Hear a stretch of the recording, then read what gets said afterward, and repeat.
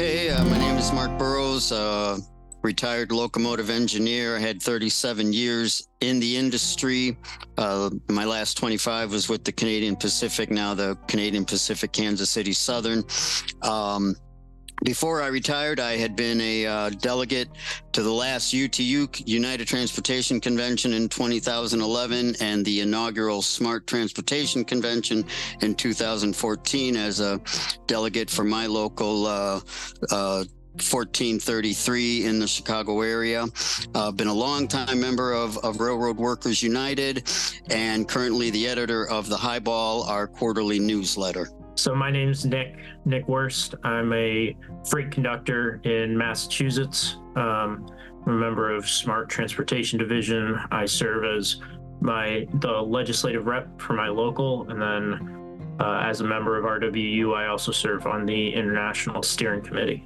Hello, everyone. My name is Matt Weaver. I am a nearly 30-year member of the Brotherhood of Maintenance Way Employees Division of the Teamsters. I am the legislative director for all of our members in the state of Ohio. A proud RW member, founding member, and always looking for rail labor solidarity. Thank you for having me, Max. My name is Ross Grooters. I'm a Railroad Workers United co-chair, member of the Brotherhood of Locomotive Engineers and Trainmen. We're part of the Teamsters Rail Conference. I serve on the Iowa State Legislative Board for that organization. 20 plus years in the industry. All right. Welcome, everyone, to another episode of Working People, a podcast about the lives, jobs, dreams, and struggles of the working class today. Brought to you in partnership with In These Times magazine and the Real News Network, produced by Jules Taylor, and made possible by the support of listeners like you. Working People is a proud member of the Labor Radio Podcast Network. So if you're hungry for more worker and labor-focused shows like ours, then you gotta follow the link in the show notes and go check out the other great shows in our network. And of course, please support the work that we are doing here at Working People, because we can't keep going without you. You can share our episodes with your coworkers. You can leave us positive reviews of the show on Spotify and Apple Podcasts, and you can become a paid monthly subscriber on Patreon for just $5 a month. If you subscribe for $10 a month, you will also get a print subscription to the amazing In These Times magazine mailed to your mailbox every month. You just got to head on over to patreon.com/workingpeople. That's patreon.com/workingpeople. Hit the subscribe button and you will immediately unlock all the awesome bonus episodes that we publish every month and all the bonus content that we published over the past 6 seasons of the show. My name is Maximilian Alvarez, and we've got another great episode for y'all. Today, we are diving right back into the topic of workers and working conditions on the railroads. And as you guys heard at the top, we've got an amazing panel of folks, some, familiar to our podcast, some if you've watched our stuff at the Real News Network, but all incredible people, all doing incredible work over there at Railroad Workers United, a cross-craft solidarity organization that brings together railroad workers from, different unions from all sides of the industry, and they bring, community members, people who maybe don't work on the rails, but who have a vested interest in a better railroad system, so things like East Palestine, Ohio don't happen, But RWU is out there doing incredible work, and if you guys don't already, then I highly recommend that you follow Railroad Workers United on all your social media, and you should sign up for their email newsletter, which is where I go to, keep my ear to the rail, as the great Ron Kamenko would say. And that's where I stay up to date on everything that's happening on the railroads from the workers' perspective, not just the CEOs or the shareholders. And that's where I started to notice something really grim piling up in my inbox this month. I kept seeing emails from Railroad Workers United with the same subject line, starting, quote, rail fatality alert. On February 6th of this month, I got an email that started, quote, "Dear fellow railroad workers, Last Wednesday, a fellow rail worker was gravely injured on the job and lost his life. Our brother Chris Wilson, who worked for Norfolk Southern, was critically injured in its Decatur rail yard Wednesday and died Thursday at Huntsville Hospital, according to the NTSB and Morgan County coroner Jeffrey Chun. On February 9th, I got another email that read, quote, "Dear fellow railroad workers, on January 15th, a fellow rail worker was killed on the job in Ohio.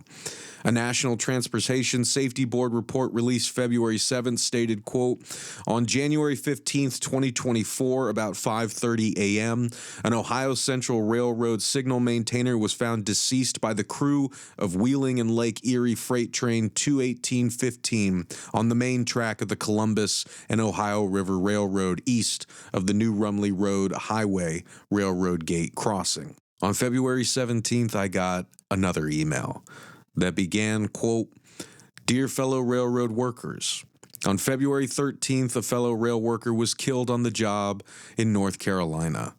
Brother Randall M. Howell, 41, of Allied Federation Lodge 563, died following a road crossing incident in Roanoke Rapids, North Carolina. Brother Howell was a foreman on the T6 system production gang when he was struck by the ballast regulator," end quote. So why does this keep happening? Why are railroad workers across the country dying on the job? This is really serious, and we need to talk about this. And the fact that you don't hear about this unless you subscribe to, the Railroad Workers United newsletters is that's pretty infuriating, in my opinion, as someone who's in the media. And so, we wanted to do our part to bring together this incredible panel of folks and talk about this seriously. And I want to start there, guys. First, again, thank you so much for coming on the show. I know with your existing schedules, just getting us all available at the same time was a feat in and of itself, but also because we're talking about really important stuff here, and I really, really am excited to get to sort of break all this down with you guys and let folks know why this keeps happening. What dangers workers on the rails like yourself face every day, and what we can do to help and actually stop these needless worker deaths that are happening to our brothers and sisters on the railroad. So I want to go around the table and ask if we could start with those three stories that I mentioned in the introduction. I know there have been more. I think I got another rail fatality alert from Railroad Workers United yesterday, right, while we were preparing to do this episode. So, but I want to at least lift up and honor the lives lost in those three alerts, rail fatality alerts that I mentioned. And so I wanted to ask if we could first just go around the table and if we could offer listeners, more information about this. What happened? Who were these workers? What were the conditions that led to their deaths? Brothers, I can give some insight into Randall Howell. He was on a tie gang and he was a foreman. And they were at a crossing. There were a flagman on each side of the crossing for directing traffic or stopping traffic. And a surfacing team was coming through. A ballast regulator went for a forward motion through the crossing and came back and dropped the wings of the regulator, I believe. That's from what I hear. And Brother Howell was caught by a wing of the regulator. It's unforgiving. It was broad daylight, and a driver who was stopped notified the crew. They laid on the horn and said someone just got hit. I'm sure, I can't speculate on what happened. I have a feeling they'll blame the dead guy. It's always blame the worker in the rail industry. And we'll learn more. But again, it's a unforgiving industry, and with often a lack of manpower, cutting forces to provide for the business model of precision scheduled railroading. We're trying to do more with less, but often enough, it seems like we're doing less with less because there's less freight moving on American railroads than there was perhaps 10 years ago. That's my insight into that one incident. When these incidents happen, it's hard to get the actual circumstances of what happened in real time, with the exception of like a big incident like East Palestine, where, you know, we were kind of getting periodic updates, tentative updates from the National Transportation Safety Board. But generally, after they do their investigation, you know, maybe a year and a half, there will be something on their website.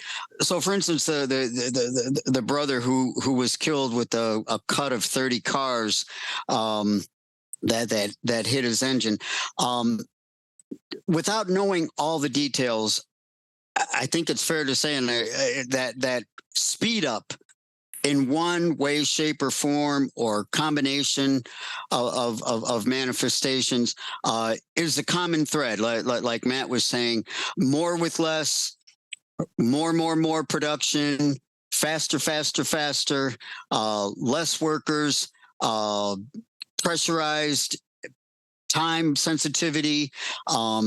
They've cut back on the training. So the short answer for me is speed up is without a doubt the common thread through all of these incidents. Speed up is everywhere in all industries. In Amazon, the victims of speed up, you know, will get repetitive motion injuries and serious back injuries. But on the railroad, the victims of speed up, the workers can get maimed, killed, and then the worst case scenario is incidents like Lac Magentic and East Palestine, where communities are obliterated. Yeah, one thing I'll just add also on the situation. You know, I've never worked as a signal maintainer or maintenance away, but for the engineer who lost his life in the yard, is that you know, some of these rail yards can be multiple square miles with multiple jobs working with remote control engines, and these can be, you know, countless tracks where cars are being humped down into the yard, you know, using gravity, free rolling. With all the cutbacks, like everybody's mentioned, it's also a cutback on the number of people who are just have their eyes on the operation at any given time. And it's, in a lot of these cases, it's sort of impossible to be in a truly safe position. You know, even if you're in the clear of tracks, you know, cars pick a switch and then it doesn't matter, or, you know, bad rail gives out, especially in some of these smaller and less maintained yards. So just, it's impossible to, you know, the cutbacks and safety in training were mentioned, and that's obviously a big factor.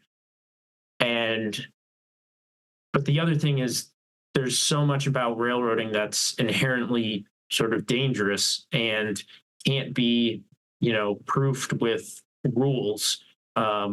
They try to make it so that if you follow any of these 20 bajillion rules at any given time, you know, your things won't happen, but inevitably something does, because at the end of the day, you're dealing with multiple hundred tons of free rolling cars and physics. Yeah, I think my brothers are exactly right. The through thread for these 3 deaths and every other death on the railroad is this demand for speed up. It is doing more work with fewer workers, faster.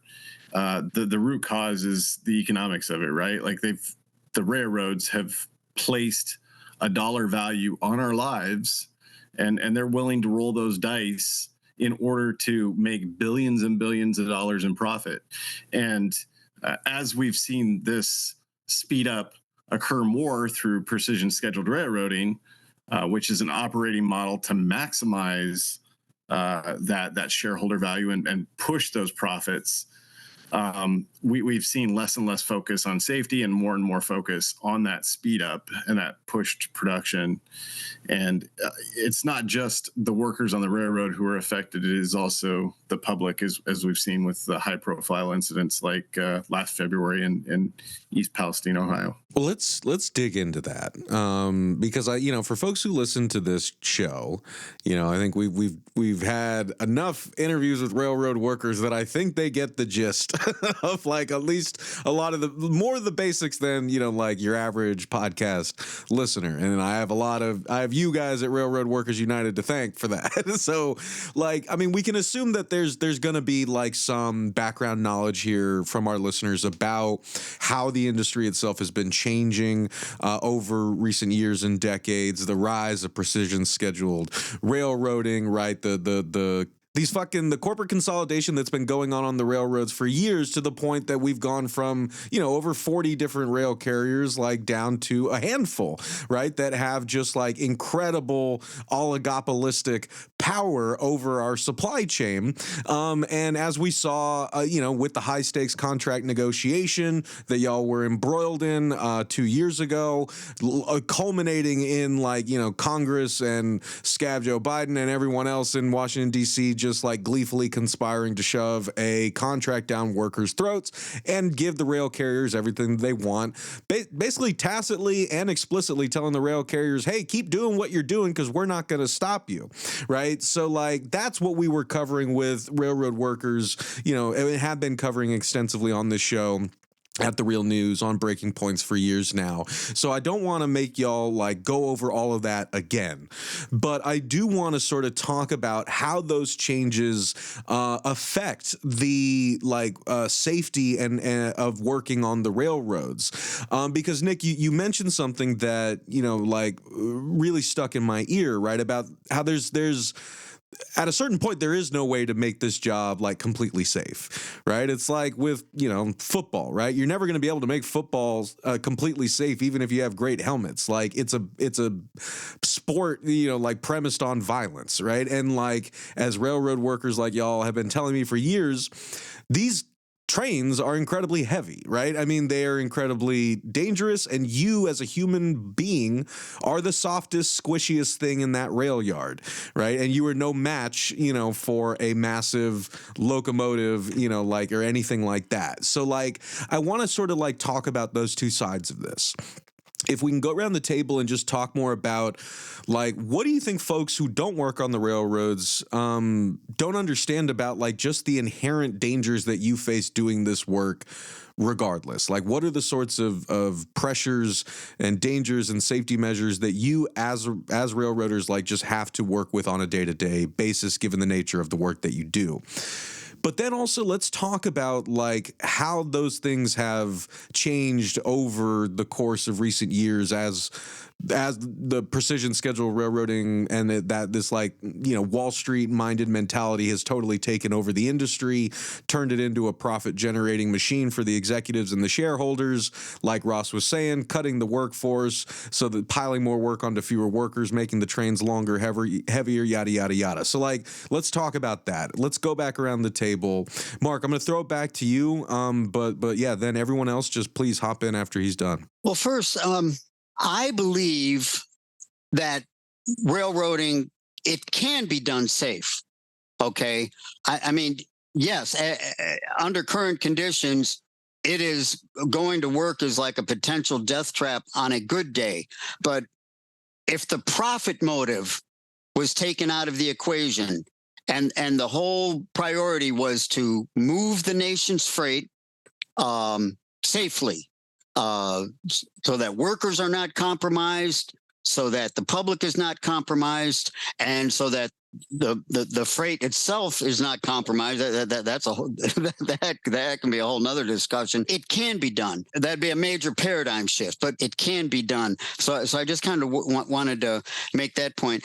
And I just want to throw in that precision scheduled railroading gets a lot of attention, and rightfully so.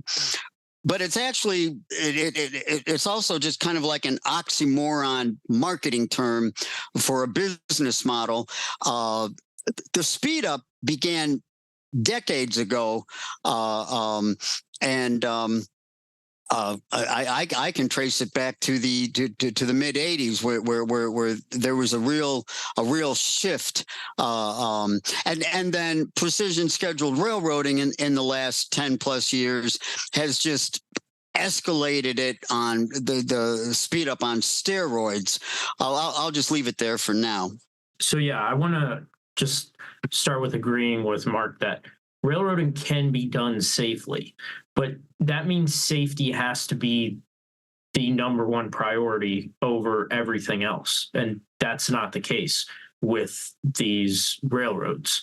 And even providing quality service is not even the top priority. Really making it look like they're providing quality service is the top priority.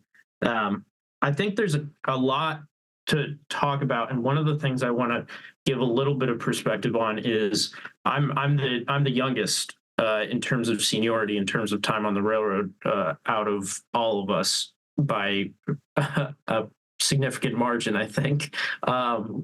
So one of the things that's really hammered home to me is there has been an exodus of talent and experience from the rank and file of the railroads. The number of talented, experienced railroaders who knew how to do the job well and safely has been driven down. They've been driven out of the industry over recent decades. And what happened was, at a certain point, the railroads cut so much, they cut so many jobs and drove out so many talented people, and, ballast level employees. I'm not talking management here, right? That they started trying to fill the gaps with mass hiring new people. I'm one of those people. And every day is a constant reminder of how little I know. And working with some of the people that I do work with, a constant reminder of how much they do know and how much that's not getting passed down. When I went to conductor training, I had 4 weeks of training at school. 3 of those weeks were in the classroom learning rules. 1 week was doing anything outside, making hitches, throwing switches, anything that can actually, there's a reason for rules, right? I don't want to suggest that the rules are unimportant, right? But in terms of hands-on work, you got 1 week. And then when I went to training on the job in my area, when I got back home, some jobs I got maybe a week on.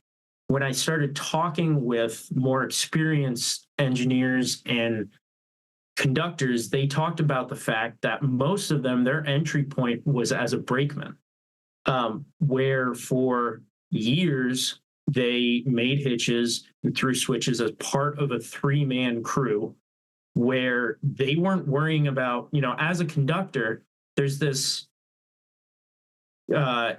contradiction of the conductor is now the entry point level for train crew. This is where you start, and also the employee who's technically in charge of the job. You are in charge of, all the paperwork, the hazmat material and everything like that. And you're the employee who's on the ground actually making the hitches and everything like that. When people spent years training as brakemen under conductors, they learned how to do the outside work, making hitches, throwing switches safely, efficiently. They spent years learning how to keep themselves alive and safe before they ever worried about running a job. But now there's no more brakemen for the most part. And you start as a conductor, you're thrown in, you're running the job, and you're doing everything else. And so I think that's one thing that's obviously a factor here is that driving out of experienced people and trying to mass replace with new people and just chewing through them until they find a few who stick and hopefully make it, in order to become sort of experienced employees. There's a couple other things I could say, but I don't want to take up too much time.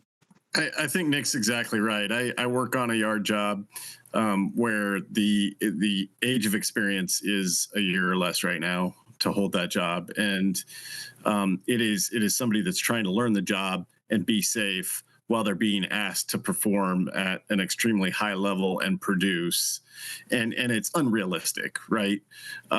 There's so many. Any time we see one of these fatalities, what's happened is layers of protection have been removed. And Nick's exactly right. You used to have somebody that you were working with, an extra set of eyes to be able to tell you to pull your head out of your ass that you're doing it wrong, right? Like, here's how you do this safely and not get yourself in a bind. So, we've got these layers of protection that have just been yanked from the industry and they no longer exist. Well, without those layers of protection to prevent those fatalities, we're going to see more and more fatalities, or more and more injuries, more and more incidents on the railroads. And until we back off of that being, that push to production being the sole motive, we're not going to have a safe work environment. I think, Nick, you said this. I think, Mark, you said this. For us to have a safe work environment, it's got to be the top priority. I've listened to my brother's talk and the comments, and I've written down some numbers. One of the big ones to me is that I've buried 11 of my coworkers that I actually worked with within 100 miles of my home in the last 30 years. Seven of them had a non-Hodgkin's lymphoma. 2 had esophageal cancer, and only 3 of those guys got to retire.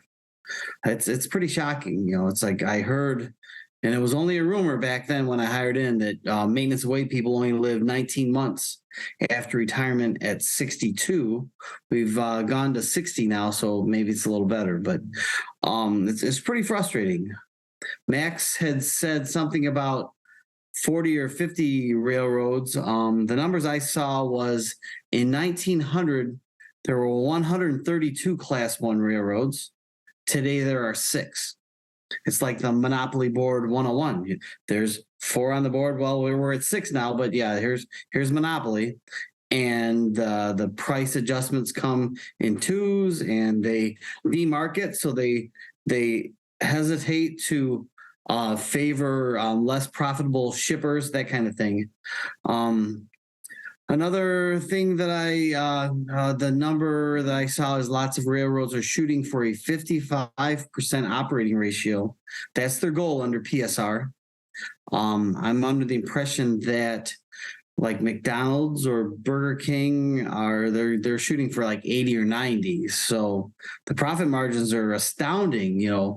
Record profits are lost wages, or record profits are the cause of inflation, however you want to look at it. But the whole nation is suffering because of the industry's cutthroat business model. And like I said before the interview, that I sometimes worry about saying things like that and getting fired again. But you got to call them out. I mean, there's no reason that the industry should have so many lobbyists and so much money going to finance politicians' campaigns. And America in general is suffering, but rail labor is suffering far worse at this moment. Right. I mean, you guys have heard the cost of this. You have heard the voices of railroad workers themselves, like the folks on this call, but you have also heard other railroad workers on this show, and you have heard time and again the voices of residents of East Palestine. You have heard on this show what folks like Chris and Jessica Albright are going through, right? What Darren and Stella Gamble are going through, right? You have heard the pain that has been inflicted on this community that did nothing to deserve it, but they are the ones paying the price for corporate greed, right? East Palestine was an avoidable catastrophe. Right. And like, that's kind of the point that we're trying to make here, right? Is like, you could look at something like that and say like, well, no, East Palestine happened because of, it looks like, a faulty bearing. So, that's what caused it. Or you could say like, well, why didn't anyone catch that in time? Why weren't carmen given more time to inspect that car and bad car it and take it off the rails, right? Like, why weren't the signals being that were being relayed from the hotbox detectors, like, relayed to the people on the crew sooner, right? I mean, like, there's so many questions like that. Like Ross was saying, the layers of protection that have been removed over the course of this, like, industry change. That's how these things stack up. And so if something does go wrong, you have removed so many of the safeguards that are there to prevent that thing from turning into something going wrong to something going catastrophically wrong for the workers on the rails and for our own communities like East Palestine, right? Those are the stakes of what we're talking about here. Along the lines of those safeguards, so back to the numbers. After World War I, there were 2.1 million members of rail labor, 2.1 million railroaders. At the end of the last round of bargaining, 2022, there was 117,500. So, of course, there's technology. Of course, there's, paperwork, machinery. But if anyone is out there working alone, no one's got your back. If anyone is out there taking a call by themselves, who's going to call 911? We're facing this scenario where, back to the ages of, we build a bridge, and for every $1 million worth of bridge, we're allowed to have 5 deaths. There's a disgusting little, what's the value of life in this industry? It's very frustrating. So in Iowa alone, in my career, I went back and looked, and 15 railroad employees, railroad workers have lost their lives on the job, including 2 close personal coworkers of mine. 15 and 20 years, and that's just in one state in the nation. These are all preventable, and in all of our careers, we've seen far too many of our union brothers and sisters who've lost their lives as victims of corporate greed. And it's really up to us to fight that they're not just remembered, but their deaths aren't, they're not in vain, that we're doing things to correct it. We're fixing the hazards and not continuing to blame the victims, as Railroad Workers United would put it. Yeah, I think that's really powerfully put. And so I know, Matt, you mentioned the contract negotiations, and that's where I want us to head here in the final turn. But just before we get there, I wanted to pause on something else that you said about, when you're getting called on to, do a job by yourself, and you don't got anyone watching your back. Like, I mean, like, my heart broke reading one of the rail fatality alerts from Railroad Workers United, hearing about this brother on the Ohio Central Railroad, the signal maintainer, who was literally found dead by another crew. Like, imagine being in that man's family, and that is how your loved one was discovered. He went out for work one day. His, employer sent him out, it sounds like on a call on his own, gets killed, and then his body's just sitting there waiting for someone to be found. Like, that is not how you treat people. He deserved better than that. Like, this is unacceptable on so many levels. And I don't want to, ask this question by way of, like it's a gory details question. I just wanted to ask, for folks, again, who are listening to this, what are the types of injuries or potentially fatal injuries that one could sustain working on the railroads, especially as those layers of protection are stripped away? Like, are folks most worried about getting struck by something? I guess I just wanted to, like, in case folks were listening to this and still had those kinds of questions, like what sides of the job are made more dangerous because of these speed ups, because of these staff cuts, so on and so forth. Well, I'm sure this is not all inclusive, but off the top of my head, like Nick had said, one loaded car of coal or something can be over 120 tons, and so one wrong move, whether it's a car that ends up being where it's not supposed to be, or something that happens that is not supposed to happen, you can just instantly you can get crushed. You can have a limb severed. Yeah. So I mean, in the yard, the moving equipment everywhere. So yeah, it is just a dangerous environment from the moment you walk in on the job to the moment when you're able to leave in one piece. Like I said, it's not all inclusive, but without trying to be too gory or into detail. And then add in being fatigued, working on a 24-hour extra board, on call, 24/7, going to work on 2 hours notice, and you may not have slept for a day and a half, or turning every shift, and then other people around you are improperly trained. So yeah, like's been said, all those layers of protection. So I'll leave it there. Going sort of off the top of my head, when I started on the railroad, I actually didn't start in as train crew. I started in working in an intermodal yard, and there was a carman at the time. He's retired, who liked driving around and showing us all of the missing fingertips he had. I saw a coworker take glad hands, the air hoses from a truck, from the Hostler truck, came through the back door, hit him in the face.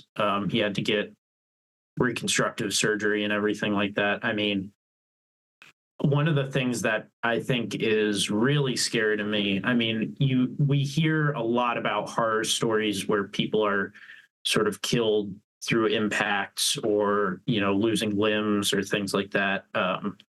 But there's the story that came out, I think in 2022, about the brother who died on the job of a heart condition that he had basically, delayed going to the doctor for a long time because he could never manage to keep any of his doctor's appointments. And that's something that really gets me is, there's a certain amount of danger, and you sort of accept a certain amount of risk when you go to work. But the idea that there can be all of these things building up because of the conditions we work in, all the medical research about what lack of sleep does to people. I mean, I still occasionally have nightmares that I'm at work and it wakes me up in the middle of trying to sleep between shifts. And you start to wonder, how's my heart doing with all the, caffeine that I'm constantly pounding and, trying to stay awake and not sleeping. It's one thing, I think I could handle it better if, I got killed, like hit by a train or something. But if I just drop dead in the seat in the cab one day, show up to work, you look fine, and then die partway through your shift from, I don't know, my heart giving out or something like that. I don't know. That one messes with me a lot. Yeah, that story always stuck with me too. and I believe we're thinking of the brother Aaron Hiles, who Lauren Kaori Gurley reported on for the Washington Post during the high stakes contract fight, and I really, really appreciate Lauren for doing that. And that story really broke my heart as well. I there's so much more to talk about here, but like, you know, I want us to finish on the question of what can be done, right? Because I think we're now in that, you know, the clock is ticking, like I said, right? I mean, like by the time we were all doing our interviews together, that was in 2022, 22. Like, I mean, we were years into the contract negotiations at that point, right? So like, by the time that whole mess was resolved, quote unquote, like we were closer to the next contract bargaining period than we were the beginning of the current one that we were in.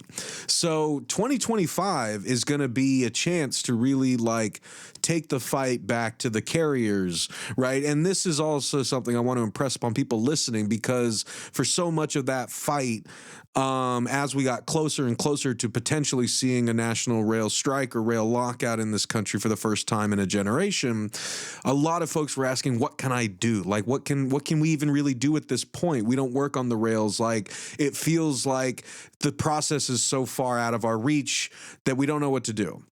So I want to like ask, like, okay, we're here. It's 2024, right? We are looking ahead to the next contract bargaining session. We've got much more of the public informed about these issues than we did before. What is currently happening? Could be like, what are the unions doing? What is RWU doing? Is there anything on the legislative side being done to help stop, you know, these conditions that we've been talking about for the past hour that are making this work increasingly dangerous for workers like yourselves? And what can folks listening out there do to help? On the legislative side, we, you know, all these politicians after East Palestine had this, you know, life-changing epiphany that there were some safety issues in the railroad industry. It wouldn't have been such an epiphany if they'd been reading the Highball and signed up for our newsletter, and so they proposed, you know, the Rail Safety Act, which, you know, very watered down, full of loopholes, you know, but there are a few potentially positive things there, and they can't even get that done. As weak as it is, they can't even get that done. So that's part of the overall political problem in this country, which what happened to us is just part of the political dysfunction, for lack of a better term. As far as the unions, you know, one of the things, like Matt pointed out, we're calling for a real united bargaining coalition that doesn't cut and run with the first proposal, that starts with, you know, that no one settles until everyone settles, and so there's a fight amongst the railroad workers. Need to find a way to strengthen our union so that we can more effectively fight, and you know, a united bargaining coalition is an important part of it. And then the public learn about us, our issues, back us when possible, when posed. Let your representatives know how you feel, that you support our demands for a safe workplace and a safe working environment, again, which the public has a vested stake in, and then go to our website at railroadworkersunited.org and learn about our public ownership, our call for public ownership. It may seem, you know, far-fetched and a pipe dream today, but all movements for social justice started out with an idea and a vision, and it's one way to get the profit motive out of the equation. And I'll just leave it there for now. The coordinated bargaining coalition that we're calling for, and we will have a resolution, or we've just passed a resolution that's should be going out, to the public soon. And we're calling for all of those, within rail labor who are interested in trying to have a real fighting approach to the upcoming round of negotiations, to get together and start to discuss what that means. I think we've seen a lot, especially with, the UAW strike. As much as railroad labor, likes to pretend that we're special or we're different somehow, and that we're insulated from the others, we're part of the bigger labor movement, and I think we're seeing some examples of what some relatively militant fightbacks look like, and that they can get results.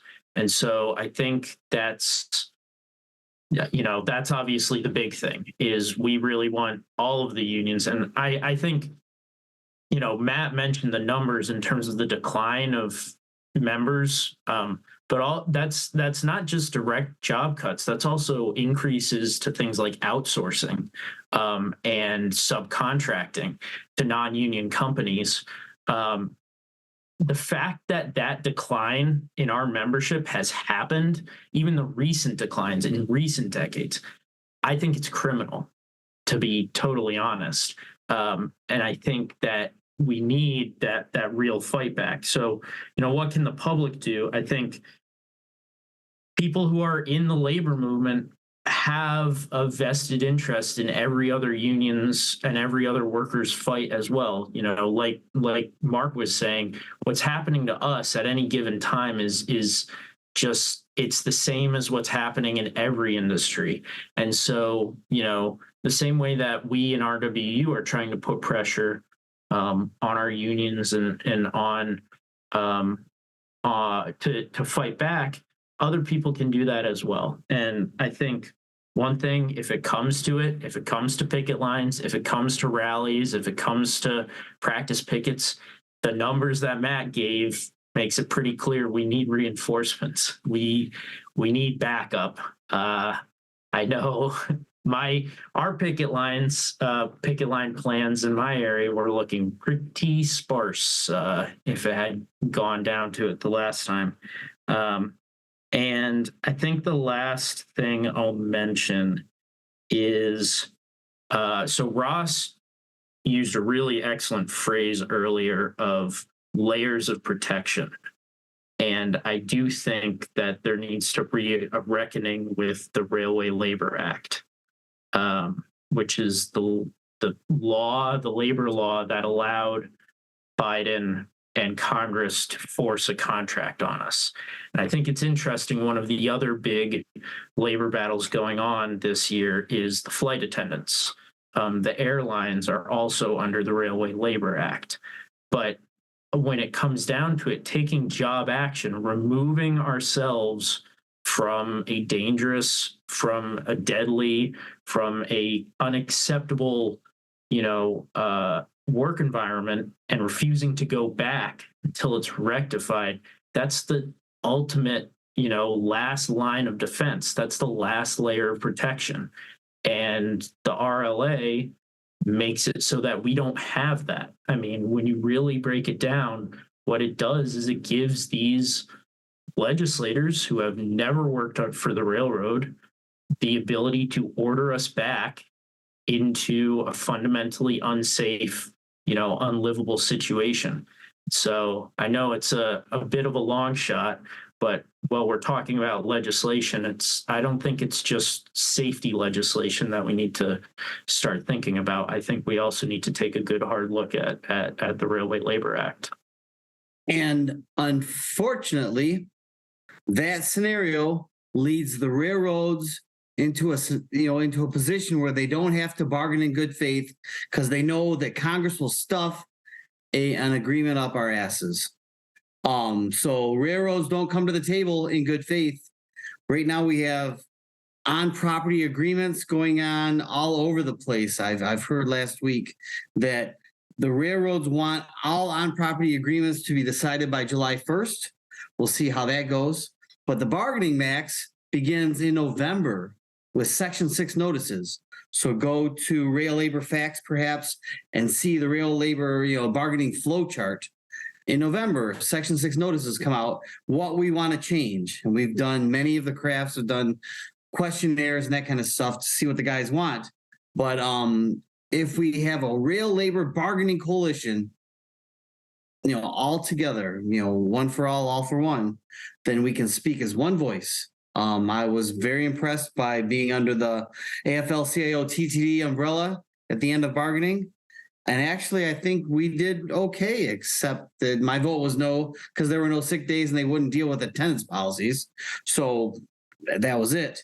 Other issues, we still have a sequester of rail labor, of RRB, Railroad Retirement Board, sick pay and unemployment.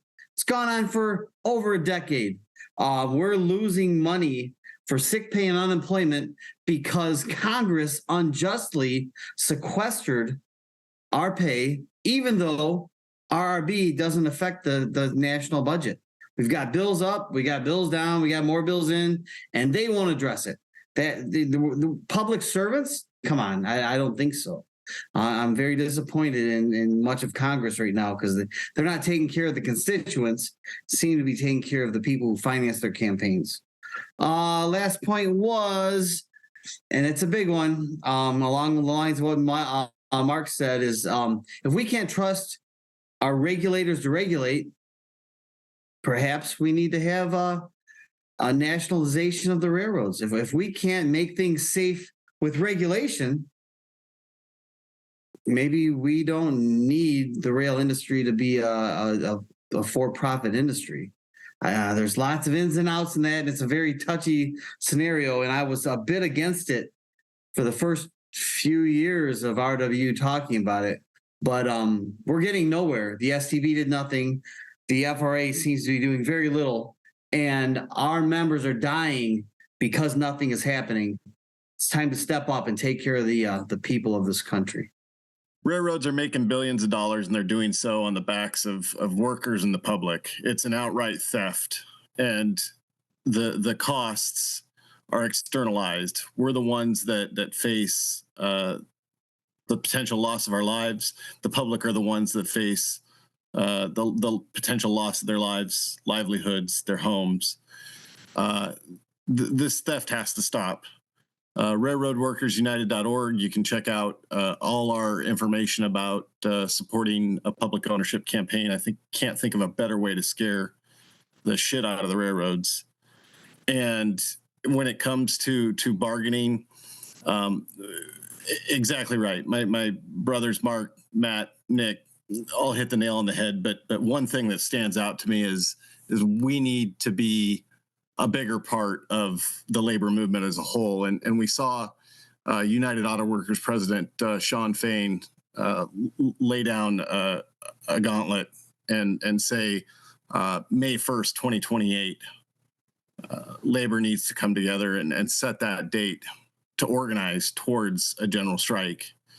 And rail labor needs to step up and be a part of that. So hopefully people can make rail labor leaders aware of that and say, you need to be a part of this. Be a part of this. Be a part of this. All right, gang, that's going to wrap things up for us this week. I want to thank our amazing guests, Mark Burrows, Ross Grooters, Nick Wurst, Matt Weaver, and I want to give one more big shout out to Railroad Workers United and all the great work that they do. Go check them out, go follow them, subscribe to their newsletter. And as always, I want to thank you all for listening, and I want to thank you for caring about this stuff. We will see y'all back here next week for another episode of Working People. And if you can't wait that long, then you know what you got to do. Go subscribe to our Patreon and check out all the awesome bonus episodes that we've got there waiting for you and our patrons.